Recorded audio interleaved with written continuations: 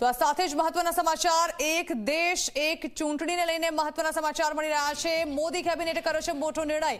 એક દેશ એક ચૂંટણીને કેબિનેટમાં મંજૂરી મળી ગઈ હોવાનું સૂત્રોના આધારે સામે આવી રહ્યું છે। છેલ્લા કેટલાય સમયથી આ મુદ્દો ચર્ચાસ્પદ રહ્યો છે, જેને લઈને પ્રધાનમંત્રી મોદી લગાતાર કહેતા આવ્યા છે દેશભરમાં જે પ્રકારે વિવિધ સમયે ચૂંટણીઓ યોજાય છે અને આ ચૂંટણીઓ વિવિધ સમયે યોજાતી હોવાને કારણે ન માત્ર પૈસાનો વ્યય થાય છે, પરંતુ સાથે સાથે સમયનો પણ વ્યય થાય છે। ત્યારે હવે તેને લઈને મહત્વપૂર્ણ સમાચાર મળી રહ્યા છે કે હવે એક દેશ એક ચૂંટણીને કેબિનેટમાં મંજૂરી મળી ચૂકી છે।